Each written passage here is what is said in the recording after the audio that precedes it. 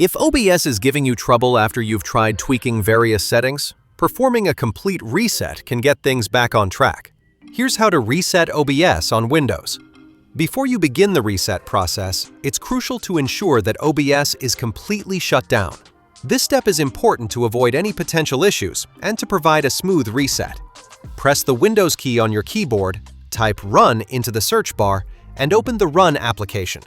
In the box that appears, type %appdata% and click OK.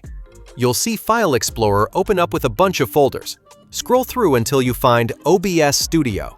The folders are arranged alphabetically, so it should be simple to locate. Important note: removing this won't affect your actual video recordings.